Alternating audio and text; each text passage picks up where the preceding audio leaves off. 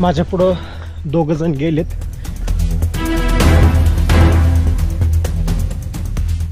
दोन वर्षापर्यंत कारावास किंवा 1 लाख रुपये दंड.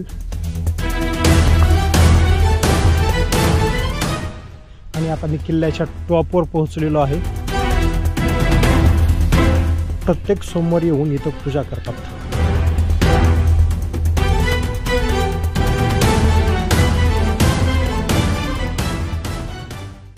जय शिवराम मित्रांनो आणि गुड मॉर्निंग. मी ज्ञानेश्वर जाधव आणि तुमचं स्वागत आहे माझ्या यूट्यूब चॅनलवरती. आज आपण एक नवीन ट्रेक करण्यासाठी आलेलो आहोत. लोहगड जवळील विसापूर किल्ला. आणि हा किल्ला जरा दुर्लक्षित आहे सोशल मीडिया ट्रेकर्स यांच्यापासून, कारण इथं थोडंसं असं जंगलातून होऊन वर जावं लागते. जास्तीचा ट्रेक नाही. मी अगोदर 2 वर्षापूर्वी आलो होतो आणि सकाळ सकाळ आता जवळपास 7:15 वाजल्यात आणि माझा ट्रेक चालू झाला आहे. आणि आज ट्रेकिंगसाठी मी एकटा चालू आहे.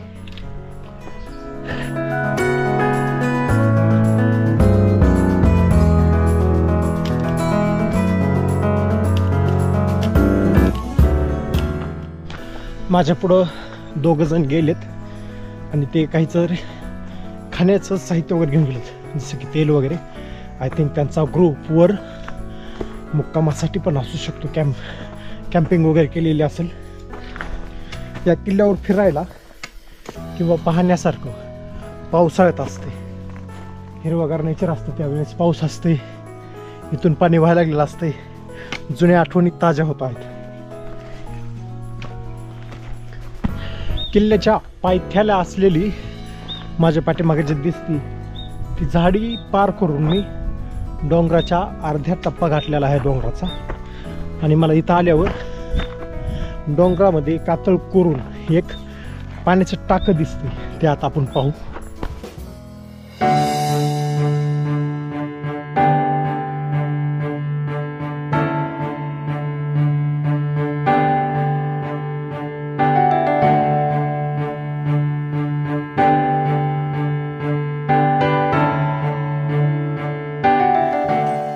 व्यापार मार्गाला संरक्षण देण्यासाठी विसापूर, लोहगड या किल्ल्यांची स्थापना केली होती.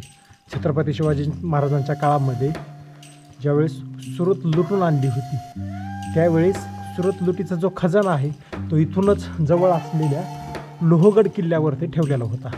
तो लोहगड किल्ला सुद्धा मला इथून दिसतोय. आणि आता मी ज्या टप्प्यामध्ये आलोय तिथं पाण्याची टाकी आहे आणि ह्या लोकेशनपासून मला विसापूर किल्ल्याच्या संरक्षण भिंती ज्या आहेत, म्हणजेच किल्ल्याची तटबंदी मला इथून दिसून येते.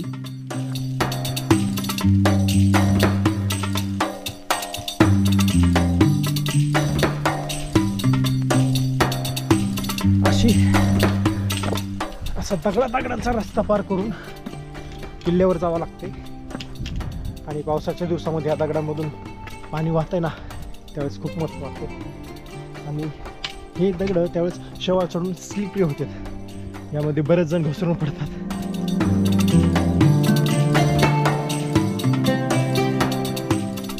ट्रेक चढत असताना माझ्या बॅक साईडला पवना डॅम दिसतोय.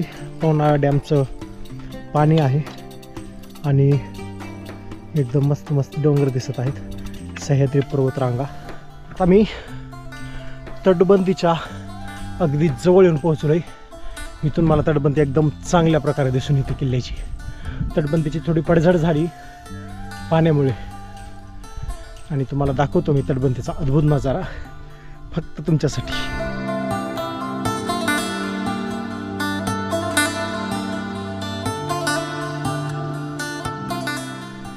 किल्ल्याच्या अगदी जवळ येऊन पोहोचलोय मी आणि मला इथून पूर्ण खालचा नजारा दिसतोय. आणि मी पाहत होतो माझी बाईक दिसते का, तर मला इथून बाईक पण दिसते. इथं खाली घरं आहेत आणि त्याच घरामध्ये हॉटेल्स आहेत. तर त्यांच्या अंगणामध्ये गाडीची पार्किंग केली आणि तिथून तसाच वर चालत आलो आहे. आणि माझ्या बॅक साईडला किल्ल्याची तटबंदी आहे. इथल्या साईडची थोडी पडझड झाली, पण ती साईड जी आहे थोडी दिसते. आणि तो एक पॉईंट तिथं एक आहे, ह्या साईडला इथं पडझड झाली तटबंदीची. आणि वर जाऊन पाहू आपण किल्ला कशा प्रकारे अजून आहे. व्यवस्थितमध्ये. इथून लोहगड पण मला दिसून येतोय, फक्त थोडासा दिसतोय, जास्त नाही दिसत, कारण ह्या तटबंदीच्या आडबाजूला तो लपला आहे. पाहणार मी थोड्या वेळात.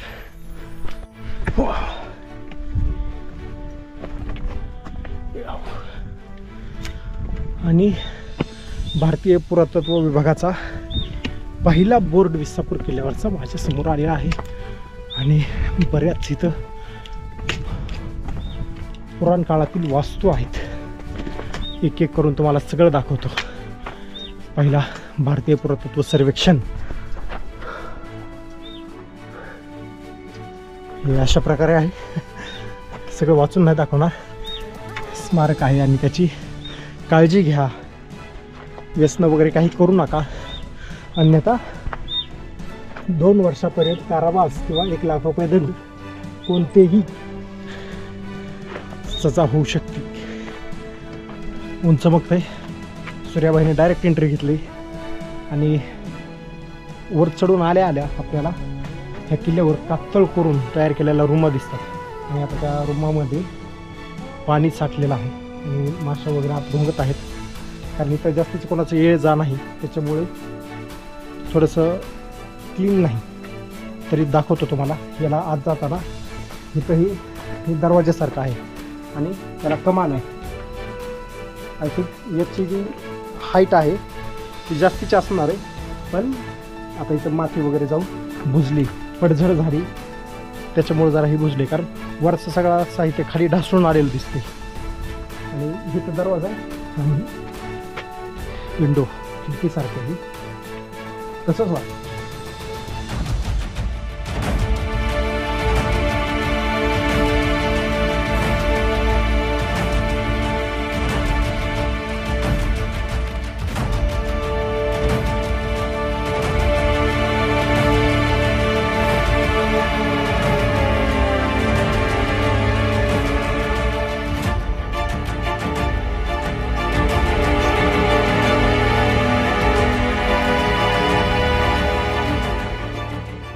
आल्यावर तिथं तर बोर्ड दाखवला महादेव मंदिराचा, पण वर आल्यावर काय कळलं ना मला कुठं जायचं ती. तर मी डायरेक्ट आपला वापर केला गुगल मॅपचा आणि त्याच्याद्वारे महादेव मंदिर आणि विसापूर किल्ल्यावरील राजवाडा हे पण आपल्याला मॅपवर दिसतंय. तर ते दोन्ही पॉईंट आपल्याला भेटतात का याचा शोध घेऊ आपण. जंगल ट्रेक आहे पूर्ण, डोंगराच्या वर आल्यावर नंतर पण झाडे आहेत आणि ते वेगवेगळ्या प्रकारचे झाडे. मला काय जास्त ओळखू नाही येणार काय कोणतं झाड कशाचं आहे, पण फळांची पण झाडे आहेत. ग्रेट, मस्त आहे सेम. आणि पूर्ण नेचरमध्ये फिरतोय आज, ते पण मॅपचा वापर करून. आणि महादेव मंदिर जे आहे ते डोंगराच्या एका साईडला आहे असं मॅपवर तर कळतं आहे. त्या अंदाजे मी डोंगराच्या एका साईडला येण्याचा प्रयत्न केला आहे. आणि इकडे मला किल्ल्याची तटबंदी दिसते. तर हा आपला प्रयत्न व्यर्थ गेला नाही. वाव, इकडं 1 2 3 4 5 ट्रेकर पण आलेले आहेत. फिरते तिकडल्या कोपऱ्याला, म्हणजे मी एकटा नाही. थोडा मनाला धीर झाला आणि मला इथून पुणे मुंबई हायवे दिसत आहे. वा वा वा, तिथं तो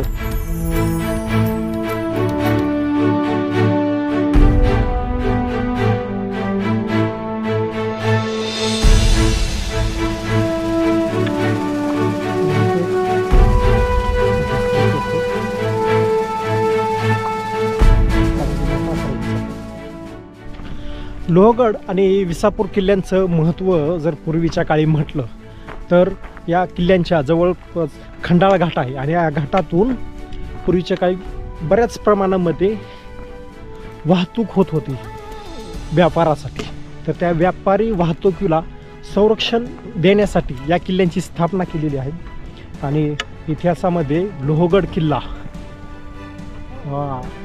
विसापूर किल्ल्यापासून जवळच आहे. आणि त्याचं प्रामुख्यानं महत्त्व म्हटलं किंवा चर्चेत जो आला तो आहे सुरतेची जी लूट केली होती छत्रपती शिवाजी महाराजांनी पहिल्यांदा, त्यावेळेस सरसेनापती नेताजी पालकर होते त्यांच्यासोबत. तर ते सुरतेहून लुटून जो खजिना आणला होता तो छत्रपती शिवाजी महाराजांच्या आदेशाप्रमाणे नेताजी पालकरांनी लोहगडावर ठेवला होता. तो पण किल्ला इथून जवळच आहे. तो पण किल्ला आपण पाहणार आहोत आज. आणि अशा प्रकारे महादेवाचं मंदिर कुठे मला भेटलं नाही अजून.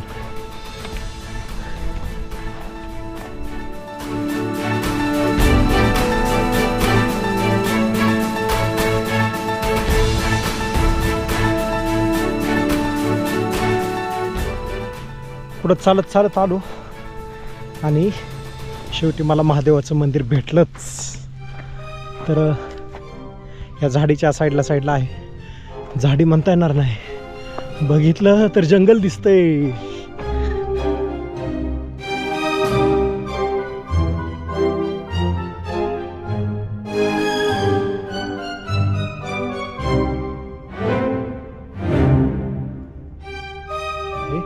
आणि हे माझ्या बॅक साईडला जे पाहत आहे हे किल्ल्याच्या टॉपवर असलेलं जंगल आहे. खूप असं घनदाट झाडी या जंगलावर मतलब डोंगरावर आहे आणि एकदम प्लेन भाग आहे आणि एकदम शांत वातावरण आहे विसापूर किल्ल्यावर. मस्त वाटतं, हिरवीगार झाडी आणि तिथं एक महादेव मंदिर आहे. तर आता आम्ही महादेव मंदिरामध्ये जाऊन मंदिरात महादेवाचं दर्शन घेतोय.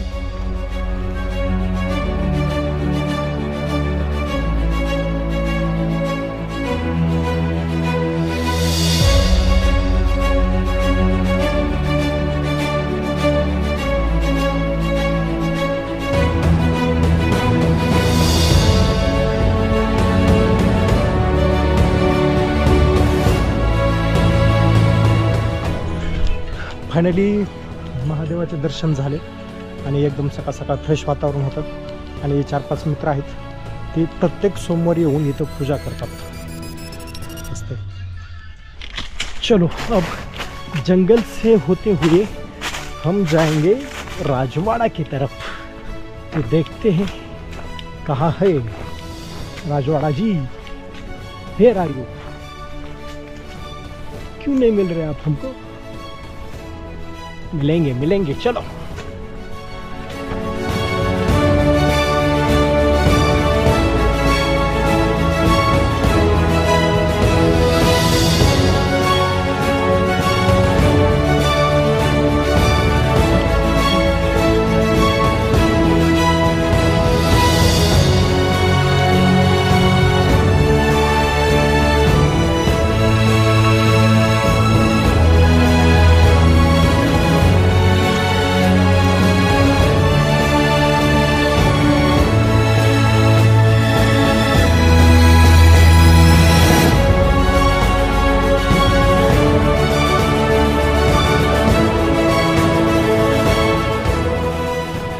चला राजवाडा तो शोधूच, पण राजवाडा शोधत असं वाटलं की आपण पहिल्यांदा हनुमान बघू, जो आपण सुरुवातीला पाहिला होता. महाबली हनुमानाचं दर्शन घेऊ, थोडीशी एनर्जी आपल्याला पण येईल आणि परत राजवाडा पाहू. याचं कारण असं की मी फिरत त्या तोफांच्या पॉईंटला आलो आणि इथून महाबली हनुमानांचं जे छोटं मंदिर आहे ते जवळच आहे. तर महाबलींचं अगोदर दर्शन घेऊ आणि परत राहिलेला फोर्ट एक्सप्लोर करू. या साईडला आलो त्यात तिकडली साईड कव्हर करू अगोदर. चला नागमोडी वळणांचा रस्ता आहे महाबलींच्या दर्शनाला जाताना.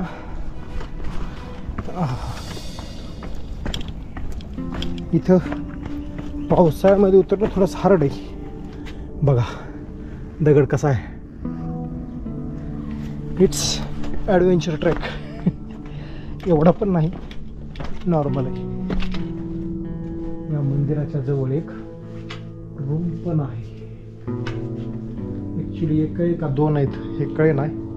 दरवाजे 2 दिसतात, पण आतल्या आत जर रूम भेटली असेल तर काय सांगतात ते. चला रूम पण बघू. त्या अगोदर ही मी मूर्ती दाखवतो. याच्यामध्ये भरपूर काय काय दिसते बघा. आणि मला सांगा हे ॲक्च्युली आहे काय. कारण मला थोडा डाऊट आला, गदा नाही पण शेपटी दिसते, भाला पण दिसतंय आणि इथं पायाखाली पण कशाची तरी मूर्ती आहे.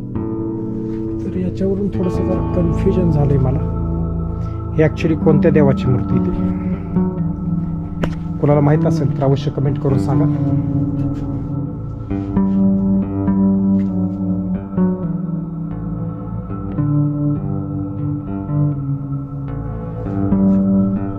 तर चला, ह्या ज्या 2 रूम आहेत दिसत्यात बाहेरून, त्या कशा आहेत ते ॲक्च्युली बघू आपण. इथं राहण्यासारखं दिसतंय. आतल्या साईडला आल्यावर आवाज खणतोय. मी शोधत होतो की मूर्तीचं नाव कुठं काय दिसतंय का, पण मला दिसलं नाही. आणि त्या मूर्तीला लागूनच ह्या 2 रूम आहेत, ही मूर्ती आणि 2 रूम आहेत. त्या रूमच्या आतल्या साईडला एकदम अंधार आहे. फ्लॅश लावतो मी मोबाईलचा, दिसतंय का बघू. खुलजा सिमसिम किधर है भाई. Flash not satisfaction. फ्लॅश फक्त एवढंच काम करतोय. यासाठी मोठी बॅटरी लागेल मला, तर ती नाही आपल्याकडे. आणि नाही, this is risky, so I am not going inside of that room. चला, इकडच्या साईडला थोडंसं मला उजेड दिसते. आतल्या साईडनं ना खिडकी फक्त जोडलेलं नाही. या 2 रूमा वेगवेगळ्याच आहेत आणि ब्लँक रूम आहेत. आतल्या साईडला काही नाही, डोळ्याने पाहू शकतो पण कॅमेरा सॅटिस्फॅक्शन देत नाही. असो, तर चला वर. आणि या मूर्तीविषयी नक्की कळवा मला काय आहे. प्रश्नचिन्ह झालंय. पुढे जात होतो आणि मला रस्त्यात पाण्याच्या टाक्या दिसल्या किल्ल्यावर. त्या एकंदरीत 4 टाक्या इथं आहेत पहा. ती एक आहे, ही 2, ही 3 आणि ही 4. असं 4 टाक्या मला पाहायला भेटल्या आणि प्रत्येक टाकीमध्ये पाणी.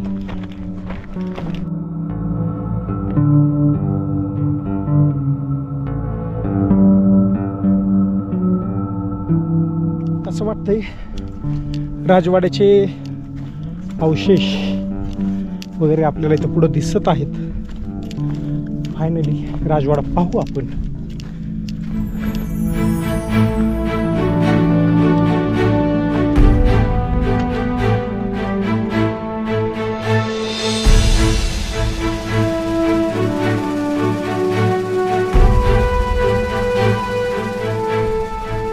तर मे बी हे असतील राजवाड्याचे अवशेष, कारण इथं बोर्ड काय कुठं लावलेला नाही. आणि पॉईंट मी मॅपवर पाहिला आहे, तुम्हाला दाखवतो. अवशेष आता कशा प्रकारे राहिलेले आहेत. इथून नाही दरवाजा, तिकडूनच जाणार.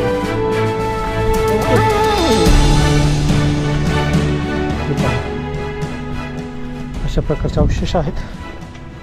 अजून आतून दाखवतो तुम्हाला.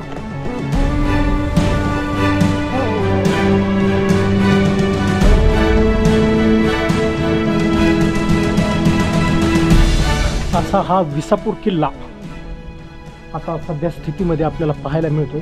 अशीच एक सेम रूम पलीकडल्या साईडला पण आहे. या किल्ल्याच्या इतिहासामध्ये एक नमूद आहे, नोंद केलेली, की इसवी सन 1682च्या ऑक्टोबर महिन्यामध्ये मराठ्यांनी उत्तरेकडील म्हणजेच पुण्याच्या उत्तरेकडील भागामध्ये स्वारी केली होती. तर ज्यावेळेस मराठे लोहगड किल्ल्याच्या जवळ आलेत हे शहाबुद्दीनला कळलं, त्यावेळेस शहाबुद्दीन चाकणच्या संग्रामदुर्ग किल्ल्यामध्ये होता आणि त्यावेळेस त्यांनी तिथून कूच केली लोहगडकडे. आणि लोहगडच्या जवळपास आल्यावर जवळपास त्यांच्या चकमकीमध्ये म्हणजे शहाबुद्दीनच्या चकमकीमध्ये लोहगडावरील जवळपास 50 व्यक्ती ठार झाले. आणि ज्यावेळेस लोहगडापासून शहाबुद्दीन पोहोचला होता त्यावेळेस मावळे म्हणजेच मराठे विसापूरच्या किल्ल्याजवळ आले आणि त्यांचीच अशीच हे शौर्यपणीचा खेळ चालू होता. मराठे काय सापडले नाहीत. शहाबुद्दीन जोवर विसापूर किल्ल्यापर्यंत येत होता तोपर्यंत मराठे इथून पण निघून गेले. आणि पुढे इतिहासामध्ये नोंद 1818ला ज्यावेळेस इंग्रजांनी लोहगड किल्ला ताब्यात घेण्याचं ठरवलं त्यावेळेस इंग्रजांनी ज्यावेळेस इकडं आले त्यावेळेस त्यांनी विसापूर किल्ल्यावर अगोदर आक्रमण केलं. त्यावेळेस त्या आक्रमणाच्या वेळेस विसापूर ज्या दिवशी विसापूर किल्ला इंग्रजांनी ताब्यात घेतला तेव्हा दुसऱ्या बाजीरावांनी मावळ्यांना आदेश दिला की लोहगड किल्ला तुम्ही सोडून जा. तर नाईलाजाने मावळ्यांना लोहगड किल्ला सोडून जावा लागला, कारण इंग्रजांच्या फौजेपुढे आपलं सैन्य जे आहे ते त्यावेळेस कमी होतं. तर ते जीवितहानी होण्यापेक्षा किल्ला सोडलेला बरा हे विचार करून त्यांनी हा लोहगड किल्ला सोडला होता. तर चला, एकंदरीत विसापूर किल्ला आपण पाहून झालेला आहे चांगल्या प्रकारे. माझ्या होईल तेवढं प्रयत्नाने मी विसापूर किल्ला दाखवण्याचा प्रयत्न केला आहे. आणि लवकरच भेटू आपण एखाद्या नवीन ब्लॉगमध्ये, अर्थात मे बी लोहगडच येईल त्याच्यानंतरचा ब्लॉग, किंवा मध्ये आधी दुसरे पण येऊ शकतात, कारण बऱ्याचशा शूटिंग रेडी असतात. त्यापैकी मी कुठली घेतो एडिटिंगला त्याच्यावर अवलंबून आहे. तर भेटू लवकरच नव्या ब्लॉगमध्ये. तोपर्यंत बाय बाय, टेक केअर.